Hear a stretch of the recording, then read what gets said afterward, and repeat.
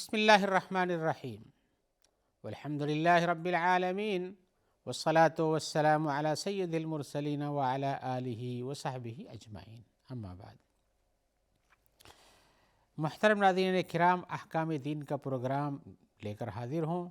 آپ کے سوالوں کے جواب کتاب و سنت کی روشنی میں پیش کرنا چاہتا ہوں۔ آج کا پہلا سوال یہ ہے کہ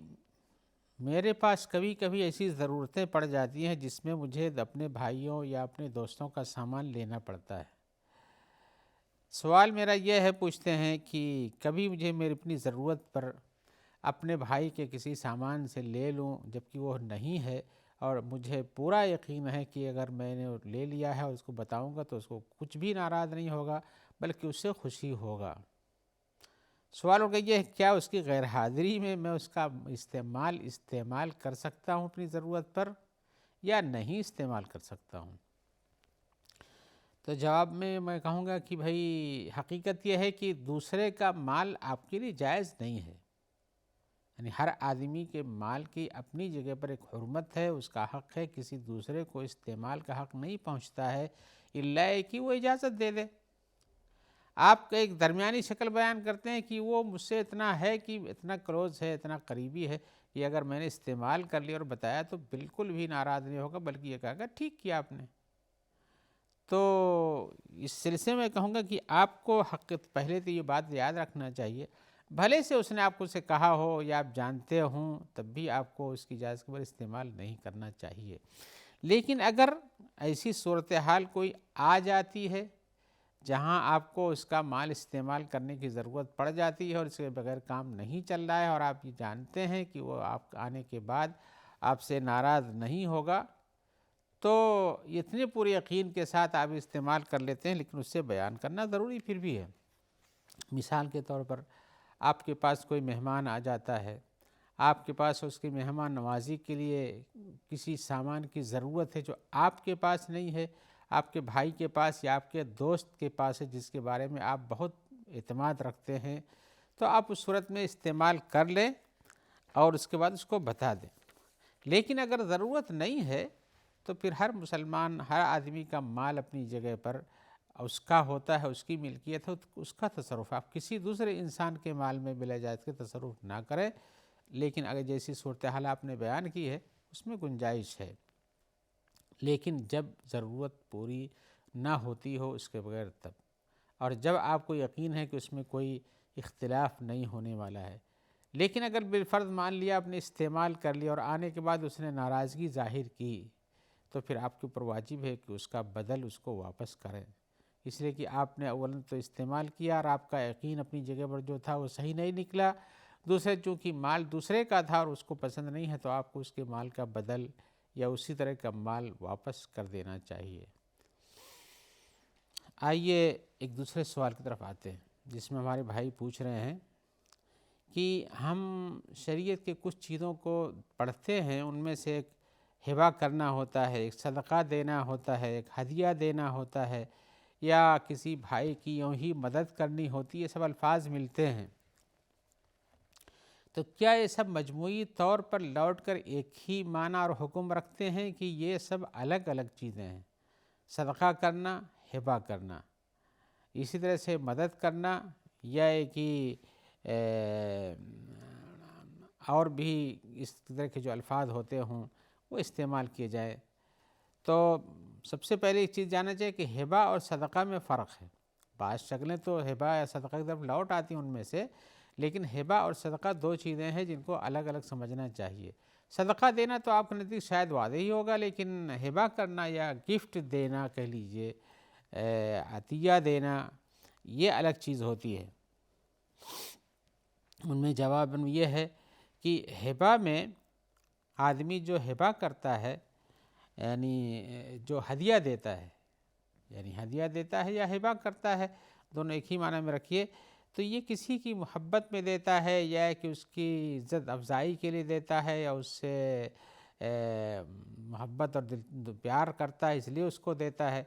اس لیے دیتا ہے، تو یہ تحفہ ہوا، یہ تحفہ ہوا، یہ ہدیہ ہوا، یہ گفٹ کرنا ہوا۔ لیکن صدقہ تو یہ دیا جاتا ہے، صدقے کا مقصود یہ ہوتا ہے کہ آپ اس انسان کے ساتھ احسان کرنا چاہتے ہیں، اس کی کمزوری کو دیکھ کر اس کی مدد کرنا چاہتے ہیں، اور اس مدد میں آپ کا مقصود یہ ہوتا ہے کہ اللہ تعالی ہمیں اس کے بدلے میں ثواب عطا کریں گے۔ بس یہیں سے نیتوں کے فرق سے ایک میں ثواب کی نیت ہوتی ہے اور ایک میں محبت اور عزت افزائی کی نیت ہوتی ہے، اس میں ثواب کچھ مقصود نہیں ہوتا ہے۔ تو جو اس طرح سے ہو، یعنی جس کو گفٹ یا ہبہ کہیں گے یا ہدیہ دینا کہیں گے، جس میں آپ اس سے اپنی محبت اور اپنی پسندیدگی کا اظہار کرتے ہیں، اس کی عزت افزائی کرنا چاہتے ہیں، یا اسی طرح سے اس سے آپ کو پیار ہے یا آپ کو اس سے پیار ہے، کچھ بھی محبت کی جو باتیں ہوتی ہیں آپس میں، یا ہے کہ وہ چھوٹا ہے آپ کا، عزیز ہے آپ کا دوست ہے، آپ کے دوست کا لڑکا ہے، کوئی بھی ہو، اس طرح سے تو آپ اس کو گفٹ میں کچھ دیتے ہیں، ہدیہ دیتے ہیں، ہبہ کرتے ہیں۔ لیکن اس میں یہ مقصد نہیں ہوتا کہ یہ دے کر کے ہم اس کے ساتھ احسان کرتے ہوئے اللہ سے انعام چاہتے ہیں۔ اللہ سے انعام مقصود وہاں نہیں ہوتا ہے، اظہار محبت ہوتا ہے اور اظہار تقدیر ہوتا ہے، احسان و اظہار عزت افزائی ہوتا ہے۔ لیکن ہدیہ یہ صدقہ کرنے میں مقصود یہ ہوتا ہے کہ اللہ تعالیٰ اس کے بدلے میں ہم کو ثواب دیں گے۔ اب آپ اس انسان کو دیتے ہیں، اس کی مدد کرنا چاہتے ہیں، اس کی قسم پرسی کی وجہ سے، اس کی فقیری کی وجہ سے، اس کی بے حالی کی وجہ سے دینا چاہتے ہیں، یا ایک کہ آپ یہ سمجھتے ہیں کہ یہ فقیر اور مسکینوں میں سے اس کا شمار ہوتا ہے، پریشان حال ہے، تو دے کر کے اللہ تعالیٰ کے راستے میں دے کر کے ہم اللہ سے ثواب لینا چاہتے ہیں، اس کو صدقہ کہتے ہیں۔ یہ دونوں چیزیں جب واحد ظاہر ہو گئی ہیں تو ایسی صورت میں یاد رکھنا چاہیے کہ ہدیہ دینا، تحفہ دینا، یہ رسول اللہ صلی اللہ علیہ وسلم بھی قبول فرماتے تھے، لیکن صدقہ نہیں قبول فرماتے تھے، اس لیے کہ آپ نے کہا کہ مجھ پر اور بنی ہاشم پر یہ صدقہ حرام کر دیا گیا ہے۔ تو آپ جو کسی کو ہدیہ تحفہ دیتے ہیں، یہ ہدیہ ہی کے حکم میں ہوتا ہے، صدقے کے حکم میں نہیں ہوتا ہے۔ لیکن جب صدقہ دیتے ہیں کسی آدمی کی مدد کرنے کے لیے تو وہ صدقہ ہوتا ہے، اور ایسی صورت میں صدقہ میں مقصود ثواب ہوتا ہے، اس کے علاوہ کچھ نہیں ہوتا ہے۔ آئیے ایک اور سوال کی طرف آتے ہیں۔ سوال میں پوچھا جا رہا ہے کہ آدمی اپنی فیملی میں اپنی بیوی کے ساتھ رہتا ہے اور اس کو بچے کی ولادت کے کتنے دنوں کے بعد اس کے ساتھ سو سکتا ہے، یعنی ان کا مقصد ہم بستری کر سکتا ہے، تو تحدید بھی کرتے جیسے 30 دن کے بعد حمل ہوا، یہ یعنی بچہ پیدا ہوا اس کو، یا ہے کہ 25 دن کے بعد کر سکتا ہے، اس طرح سے یہ دنوں کی تحدید پوچھتے ہیں، یا ہے کہ 40 دن کے بعد ہی ضروری ہے، اس کے پہلے نہیں ہو سکتا ہے۔ تو جواباً کہیں گے کہ آدمی کو بچوں کی ولادت کے بعد اپنی فیملی، اپنی بیوی کے ساتھ جب تک اس کے نفاس کے ایام جاری رہتے ہیں، جب تک اس کے لیے ہم بستری جائز نہیں ہے، اور عموماً یہ 40 دن تک پہنچتا ہے۔ لیکن اگر اس کے پہلے ختم ہو جاتا ہے اور پوری طرح سے طہارت ہو جاتی ہے تو اس کے لیے نماز پڑھنا، روزہ رکھنا، اسی طرح سے آپ کا اس کے ساتھ سونا، ہم بستری کرنا، یہ سب جائز ہو جاتا ہے۔ لہذا 40 دن کی تحدید کا دھیان رکھیں، اور اس کے پہلے صفائی ہوتی ہے تو اس میں صفائی مکمل کا دھیان رکھا کریں۔ آئیے ایک سوال کی طرف اور بھی آتے ہیں۔ ہمارے بھائی پوچھتے ہیں کہ ہم انسان ہیں اور کبھی کبھی ہمارے دل میں ایسے کچھ خیالات آتے ہیں جس میں ہمیں برائی کرنے کا ارادہ ہوتا ہے۔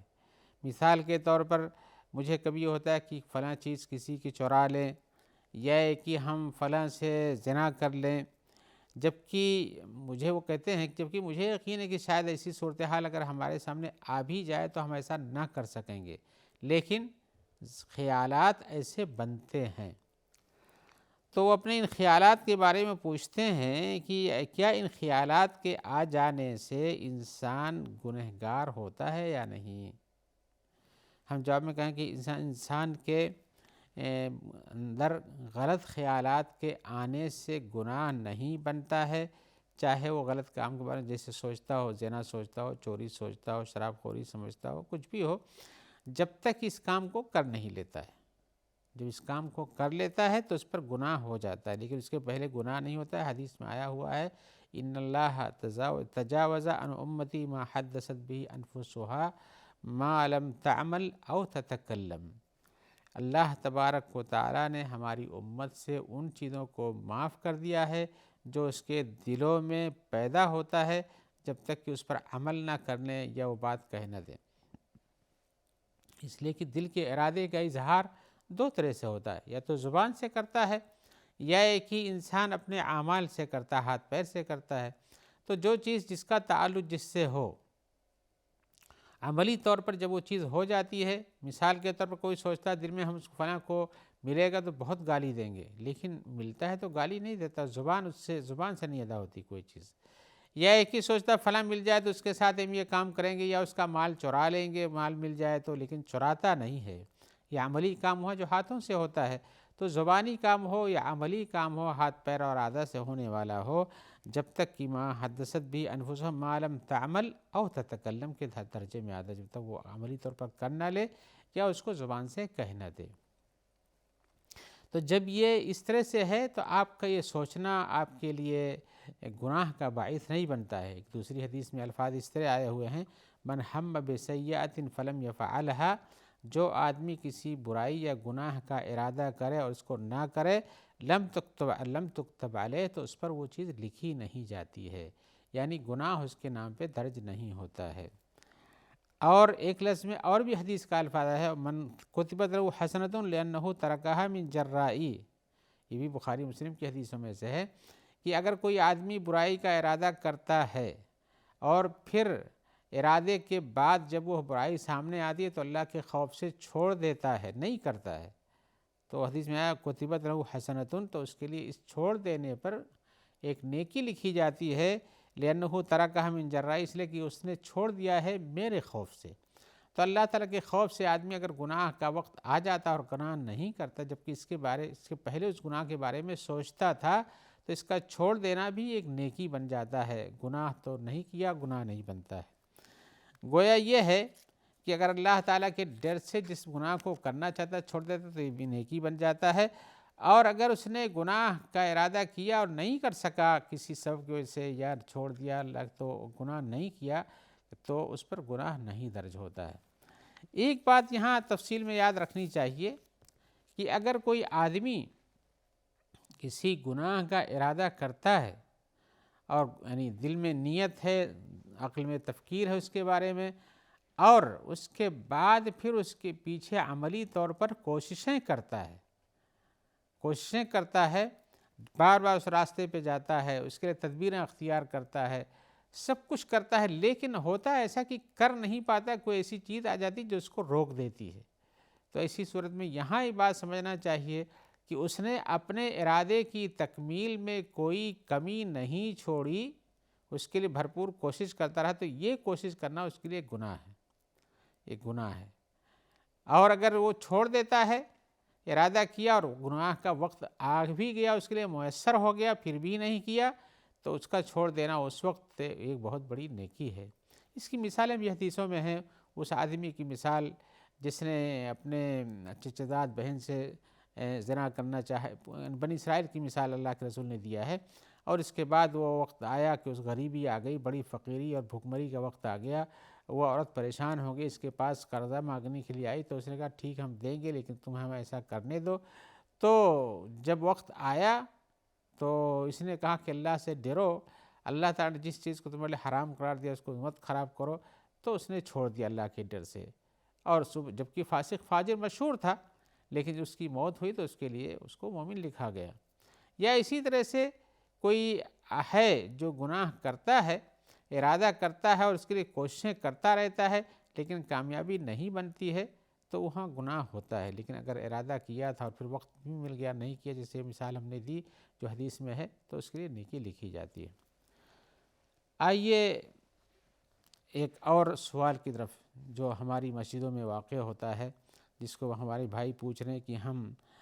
نماز پڑھنے کے لیے جاتے ہیں اور امام صاحب کو دیکھتے ہیں کہ امام صاحب رکوع میں ہیں،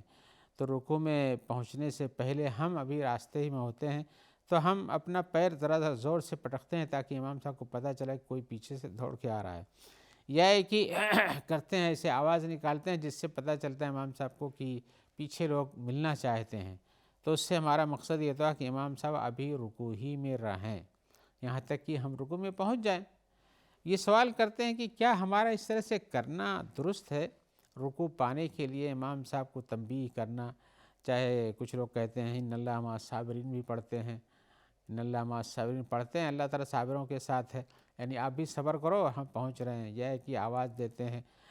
یہ ہے کہ پیر پٹکتے ہیں، اس طرح سے